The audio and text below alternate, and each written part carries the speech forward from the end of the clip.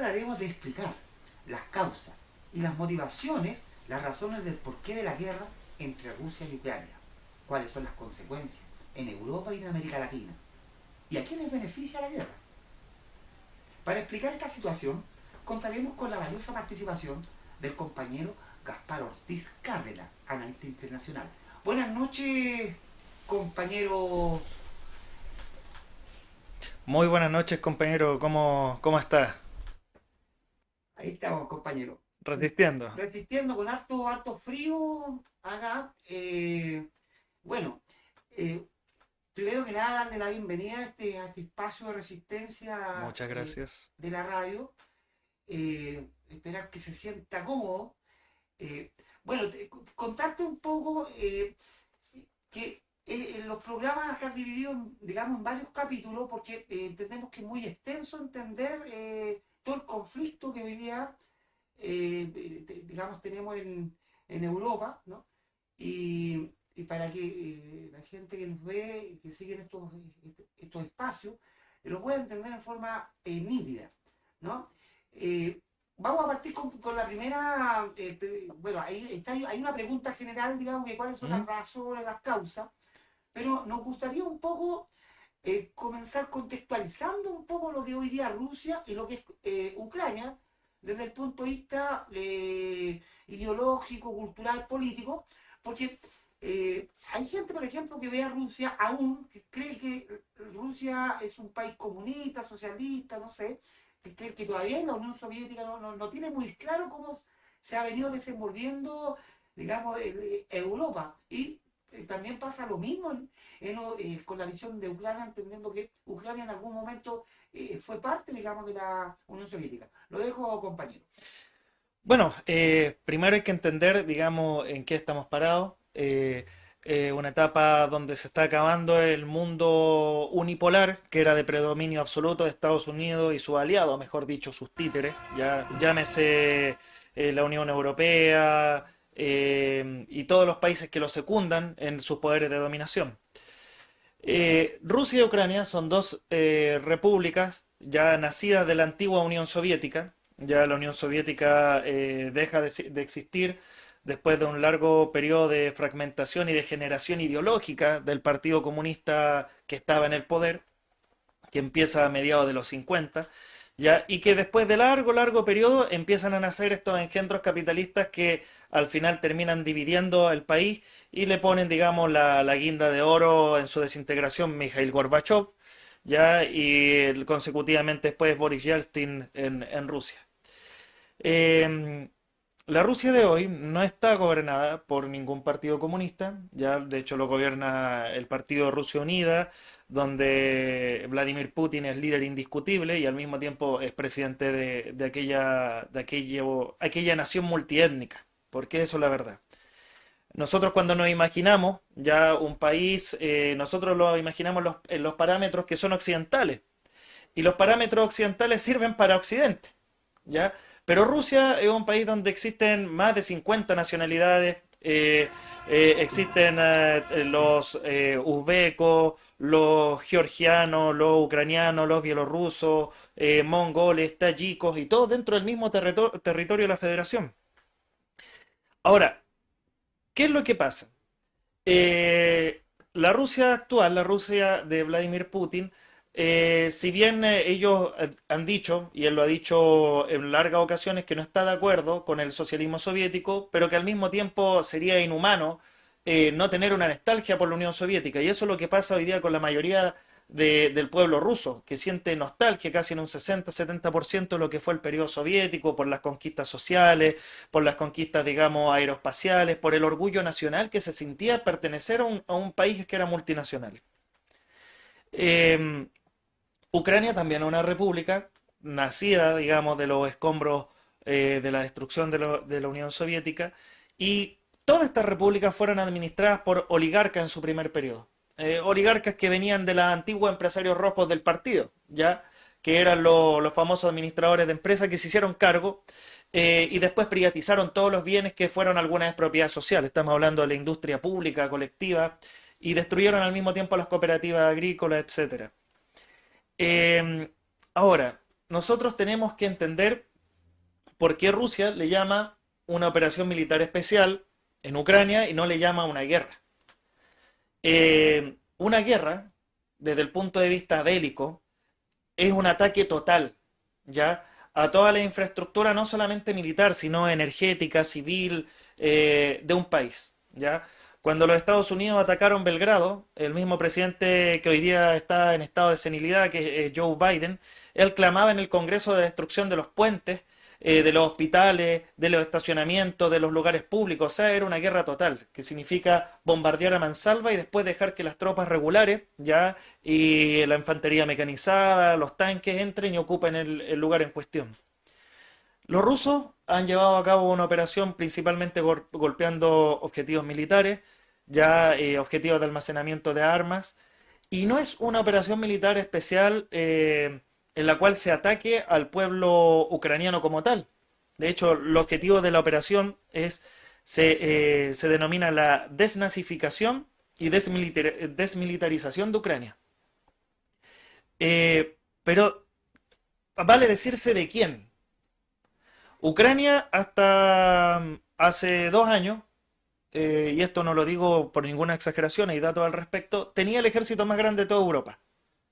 Que Alemania, que Francia, no, no, era Ucrania. El ejército más grande de toda Europa, ¿por qué? Porque desde el año 2014, cuando en ese tiempo estaba un presidente llamado Yanukovych, eh, le montan unas propuestas, o sea, unas protestas para hacer una revolución de color, que después de la contrarrevolución, que fue la destrucción de la Unión Soviética, montaron revoluciones de color que era para precisamente sacar a los gobiernos que tenían más o menos vínculos positivos con Rusia para colocar gobiernos con total subyugación a Washington, a Estados Unidos.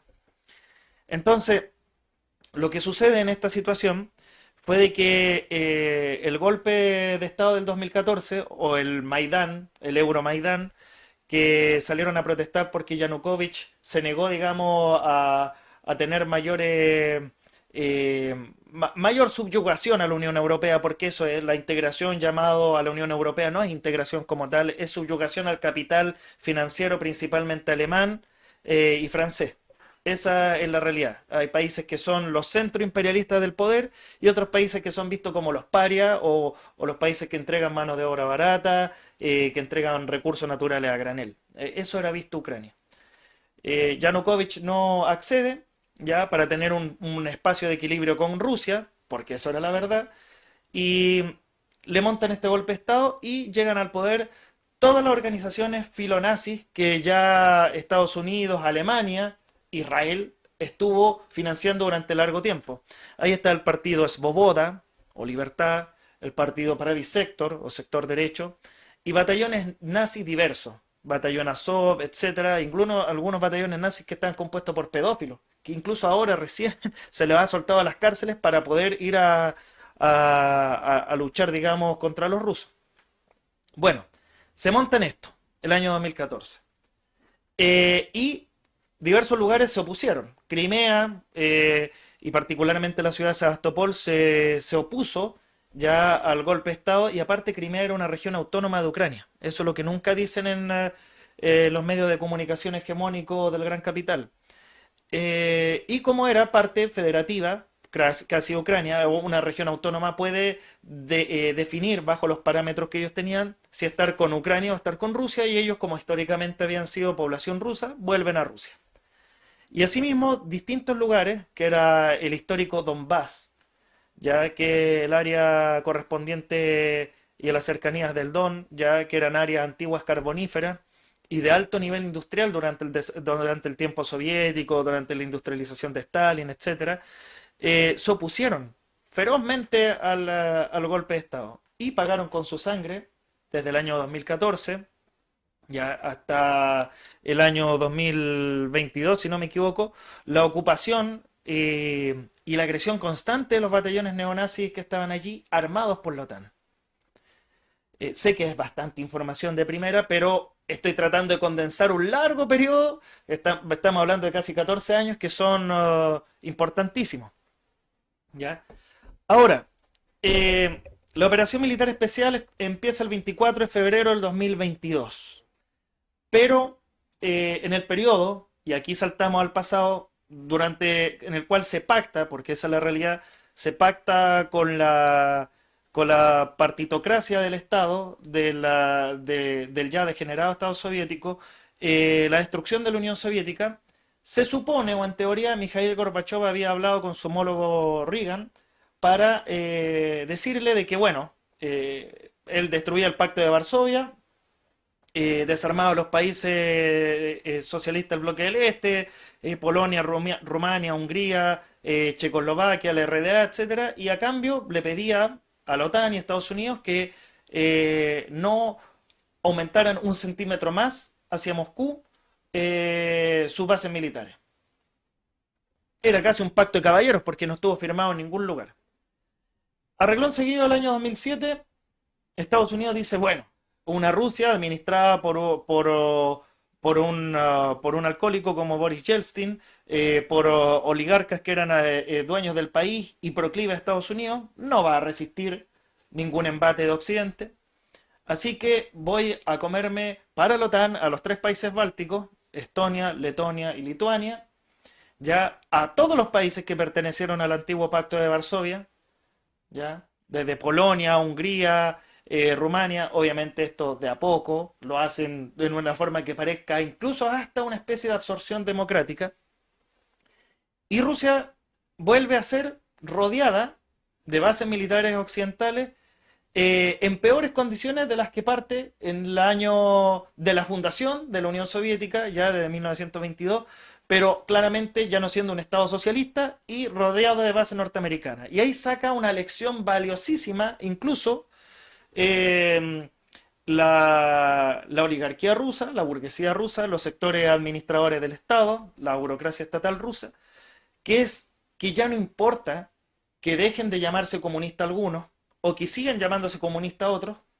sino que aunque hayan destruido su propio país, Estados Unidos estaba dispuesto a seguir destruyéndolos más. Porque las bases militares no son precisamente un gesto de buena vecindad. ¿Ya? Cuando uno va rodeando de bases militares a otro país, no es precisamente para decirle quiero negociar o hablar contigo. Sí, quiero negociar para que tú lo puedas hacer en las condiciones más deplorables posibles. Entonces, desde el año 91 hasta el 2007, Estados Unidos fortalece todo su poder alrededor de Rusia y obliga ya a la administración rusa, al liderazgo y al poder ruso, tanto del Estado, del ejército. El ejército es la base fundamental del Estado, bajo la concepción marxista de la sociedad, eh, para defenderse. Y uno de los que inicia y propone precisamente la operación militar especial es precisamente el Partido Comunista de la Federación Rusa con Gennady Shuganov. Y esto es de conocimiento público. Y esto fue días previos a la declaración de la operación militar especial. Entonces, no es algo que sea solamente una política que Putin la haya llevado a cabo de manera autocrática, sino que los diferentes sectores de la sociedad, ya llámese bueno, la burguesía financiera no, porque la burguesía financiera cuando empezó la operación militar especial, todos saltaron como ratas a Occidente, pero la burguesía productiva, los pequeños y medianos comerciantes y el proletariado y campesinado ruso estaban de acuerdo en que si no se defendían en ese momento, iban a ser rodeados su país por bases militares. Y sobre todo es doloroso cuando ellos, años 70, 80, ya habían celebrado los 300 años de unidad entre Rusia y Ucrania. Entonces, no es que estén, es casi, muchos rusos y ucranianos lo sienten como si fuera casi una guerra civil, porque son pueblos que durante cientos de años son hermanos, tienen variaciones lingüísticas, algunas formas culturales particulares, pero vivieron en un país en relativa armonía desde el año 22 en adelante. Esa es la realidad de la situación. Y por eso que discrepo con el término la guerra ruso-ucraniana. Realmente si Rusia le declarara la guerra a Ucrania, Ucrania no resistiría una semana. Bastaría con destruir todas las centrales eléctricas, los hospitales, los puentes, los puertos, los astilleros, y Ucrania vuelve a la Edad Media. Esa es la verdad. Compañero, después de toda la exposición, así en forma de síntesis, eh, la gobernanza de Rusia, en este caso, es socialista, socialdemócrata, de derecha. ¿Qué tipo de estructura hay ahí? ¿Cómo funciona? ¿Y qué discrepancia tiene fundamentalmente con la derecha internacional, digamos que básicamente la que gobierna el mundo? Mira, en síntesis, nosotros no podemos aplicar los parámetros de Chile, por ejemplo, para definir a Putin. Gente que son acá relativamente cercana al Frente Amplio lo definen de derecha porque él se declara desde el pensamiento conservador nacional. Eh, pero si va alguien de RN o de la UDI y ve a Putin, a él lo definiría casi de izquierda porque habla de preservar la soberanía sobre los recursos naturales y la industria nacional. Y eso choca brutalmente con las concepciones derechistas desde el Partido Socialista hasta la UDI. ¿Ya? Eh, Desde el punto de vista de los intereses nacionales, podríamos catalogar a Putin como un patriota, más no nacionalista, porque para ser nacionalista tiene que haber una exclusión nacional de otros. Y Rusia, como ya hablábamos, es un país multiétnico y excluir nacionalmente a los no rusos es casi excluir a todos los que están más allá de los montes Urales, que son de origen mongol, túrquico, kazajo, etcétera, y son otras formas que tiene el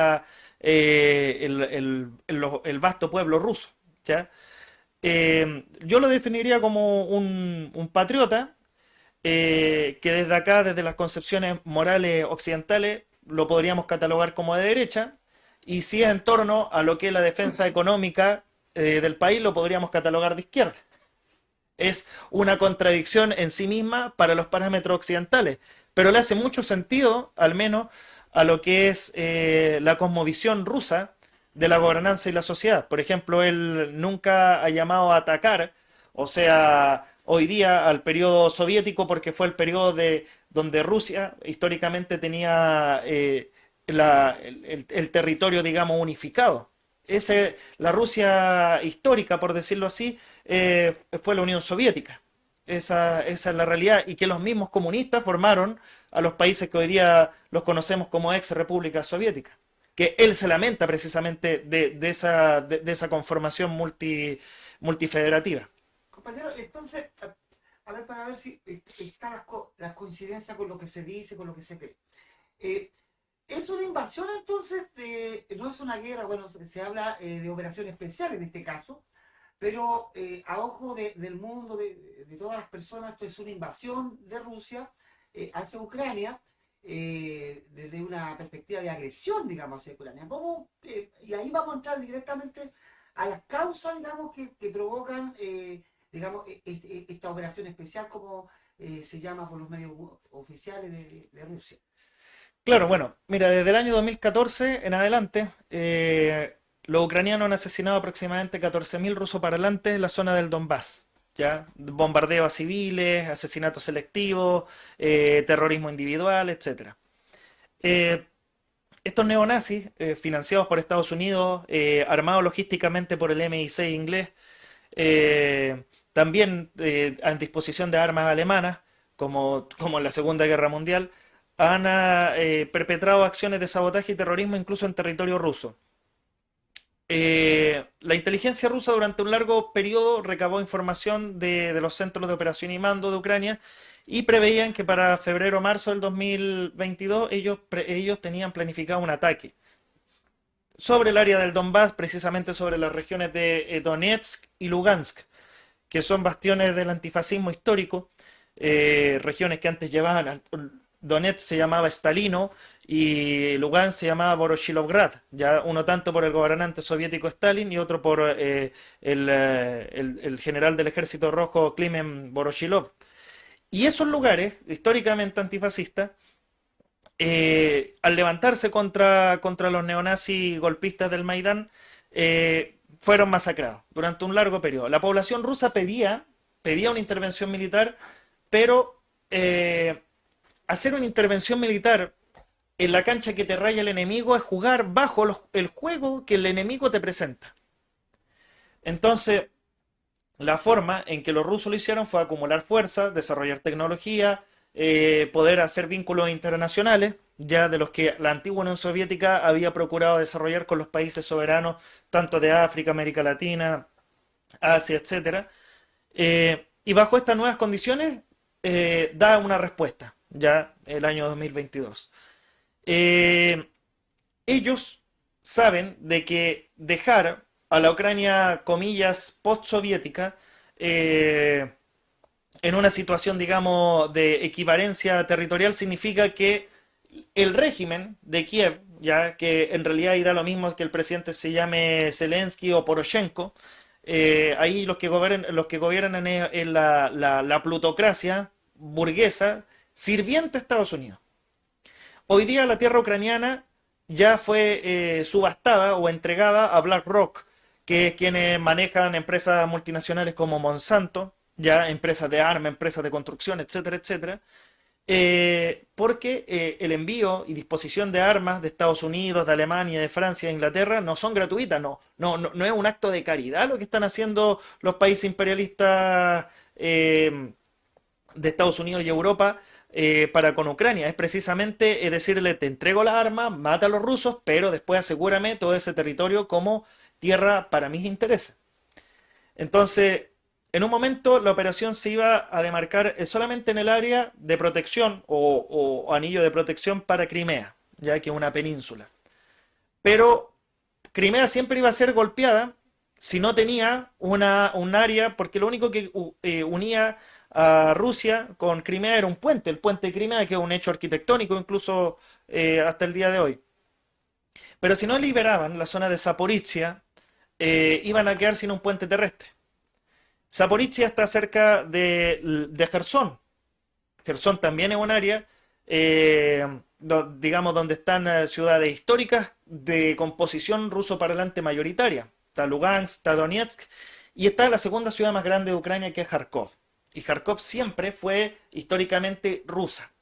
En realidad, y esto hay que ser bien sincero, la Ucrania histórica con la que los bolcheviques, tras la Revolución de Octubre, se toparon, ni siquiera era Kiev, ¿ya? Era una parte de Lviv, la parte de la Galicia era prácticamente europea, muy alemana, muy polaca, y ciertas partes de las cercanías de Kiev. Eso, el pueblo ucraniano no era un pueblo, digamos, vasto, por decirlo de alguna manera. Por algo, el segundo idioma más hablado en Ucrania es el ruso y las costumbres que se llevan adelante de generación en generación son rusas. Y claro, hoy día se ve como si fuera una guerra de agresión de un país a otro soberano, pero incluso aquello me podría ir provocativamente en una explicación que va a disgustar a muchos analistas internacionales. En el año 1991 se propone un plebiscito para ver la permanencia o no de la Unión Soviética. Y que se vota por la unidad de la Unión Soviética en casi un 80%. Aún así, los dirigentes del partido la dividieron. O sea, de partida incumplieron la legalidad existente en ese periodo y destruyeron de manera provocativa esos países. Hoy en día nadie, claro, se aprueban nuevas constituciones, el año 93, 94, 95 en distintas repúblicas, pero todos saben que esas constituciones fueron armadas desde Estados Unidos. Esa es la realidad. Incluso hoy día mismo personeros del gobierno ruso dicen, Estados Unidos venía el año 97 a decir en los planes económicos que Rusia tenía que desarrollar para el año. Y decían, ya, anota esto. Y ellos incluso se sentían casi como una especie de mocitos del imperialismo, pero claro, era la situación a la que ellos habían llegado. Entonces, una invasión sería bastante pretencioso. Por una cosa muy clara. Las invasiones que hacen generalmente los anglófilos, ya los pueblos, digamos, descendientes de los ingleses, que son pueblos profundamente racistas y que aplican la limpieza racial, ya como método de dominación, precisamente sería expulsar a los ucranianos de su tierra, tal como lo hacen los sionistas con los palestinos, y ocuparla con rusos. El tema es que los rusos no quieren destruir a un pueblo que consideran propio y su hermano. Entonces destruyen a las formaciones fascistas y le dicen, bueno, quiere quedarse, quiere estar acá, acá, no. Y los ucranianos pueden seguir manteniendo sus tradiciones nacionales, su lengua materna, porque allá lo que se maneja es la lengua materna, Eh, y lo que tiene claro en este momento Rusia es que mientras más alargue sus fronteras hacia Occidente, más lejos va a tener los misiles de la OTAN, de su frontera nacional e histórica y de Moscú. Ya, nosotros tenemos que hacer acá un recordatorio. La llanura europea empieza desde los Urales y termina por Francia. Estos pueblos no tienen fronteras naturales como nosotros la conocemos. No tienen una cordillera de los Andes, no tienen un desierto Atacama, no tienen los hielos australes, no tienen el mar Pacífico. Lo que tienen es kilómetros y kilómetros y kilómetros y kilómetros de llanura. Entonces la geografía rusa no es al azar. ¿Ya? La extensión territorial de Rusia es precisamente para evitar las invasiones de otros lugares. Y eso es lo que está sucediendo hoy en día. Estados Unidos quería colocar bases militares en Ucrania, que es prácticamente hacer una alianza con tu hermano, ¿ya? Que ahora está, claro, siendo administrado por otro sujeto. ¿Ya? Por eso que Bielorrusia, Ucrania, es tan importante para Rusia, porque fueron países incluso unidos históricamente por lazos culturales y también porque fueron los tres países eslavos también que conformaron en su momento la Unión Soviética como base fundamental. Entonces podríamos nosotros sintetizar de las variadas razones, de una principales razones, el poder cuidar a los rusos que vivían en Ucrania, o rusos ucranianos, Claro. pero la, mm, la causa o razón efectiva va a ser la instalación de las bases de la OTAN en Ucrania. Y eso es lo que va a desencadenar fundamentalmente que Rusia haga esta operación especial, ¿no? Así lo podríamos... Exactamente, así lo podríamos definir. Incluso me atrevería a decir que en este momento se está llevando una guerra de liberación del pueblo ruso. ¿Ya? ¿Y por qué una guerra de liberación del pueblo ruso? Desde la destrucción de la Unión Soviética han habido distintos momentos en que los rusos han sido víctimas de un etnicidio por parte de las fuerzas occidentales, tanto manipulando a pueblos que eran parte de la antigua Unión Soviética, como en su momento fueron los chechenos. Las guerras en Grozny fueron masacres brutales, donde a componentes que en un tiempo los islámicos, los cristianos ortodoxos, los judíos, de todo el tipo, incluso pueblos que tenían religiones chamánicas, vivían en paz. Y después de la caída y la destrucción de la Unión Soviética, los Estados Unidos trató de explotar todas las discrepancias nacionales, religiosas, lingüísticas, culturales, etcétera. Los rusos en este momento lo que están haciendo es una guerra de liberación de todas las áreas que en algún momento fueron golpeadas por el imperialismo, saqueadas y también raptadas cultural e ideológicamente. Estamos hablando de que la gente quizá, incluso a mí me ha tocado escuchar a muchas personas militantes, incluso del Frente Amplio, defendiendo a Volodymyr Zelensky y negando de que Ucrania fuera nazi. En Ucrania se tiene por una alta estima a Augusto Pinochet, y ellos reivindican como héroe de Ucrania, incluso el día que nace este tipo, el Día Nacional de Ucrania, a Stefan Bandera. Stefan Bandera no es cualquier criminal, fue un colaboracionista del régimen de ocupación alemán, ¿ya? Él tenía un ejército proclive a los intereses de la Alemania fascista durante el periodo de ocupación que fue aproximadamente el año 41 al 44. Los guardias de los mayores campos de concentración nazis de la parte más oriental del Reich, ya estamos hablando de Treblinka, Sobibor, Majdanek, eran ucranianos, fascistas, esa es la realidad. Muchos eran de los antiguos terratenientes que fueron derrotados en la colectivización socialista, ya en la época de Stalin, año 36 en adelante. Y durante ese periodo ya existía el germen de los fascistas en esa parte. ¿Qué es lo que pasa? Ucrania hoy día, la Ucrania actual, no reivindica al general Zhukov que entró en Berlín, no reivindica a los grandes generales soviéticos que derrotaron al fascismo y liberaron las zonas de Ucrania, ya Rokossovsky, Konev. No, ellos están reivindicando a Stefan Bandera, que fue un criminal que mandó a amarrar con alambre de púa a 300 niños polacos judíos. ¿Ya? O que tenía de las peores torturas, que no creo que en este momento por morbo valga la pena explicar. Eh, pero estamos hablando de, ¿es el régimen ucraniano que hoy día respalda Estados Unidos y que el mismo presidente Boric, ojo, en las cumbres, en reiteradas ocasiones, da su plena solidaridad con Volodymyr Zelensky? O sea, incluso en algún momento le llegó a insinuar de que si las cosas van mal, bueno, Chile va a tener los brazos abiertos para poder darle consuelo a un régimen dirigido por neonazis, ¿ya? Y que va a ser cuidado, muy bien cuidado claramente, por agentes del Mossad y la CIA acá en Chile. Bueno, el Estado chileno, la Fuerza Armada y la Fuerza de Seguridad siempre han estado muy bien cuidadas y orientadas por la CIA y el Mossad. Entonces tampoco es algo que nos pueda causar sorpresa a quienes tenemos una lucha y nos reivindicamos desde la izquierda, desde el pueblo, incluso comunista. Compañeros, bueno, darle las gracias, digamos, por esta pero tremenda exposición muy aclaratoria. Yo creo que mucha gente que ve estos programas va a quedar muy clara con respecto a cómo se fueron dando y se ha dado y se está desarrollando hoy día, digamos, esta operación especial y también quién está jugando los distintos componentes, ¿no?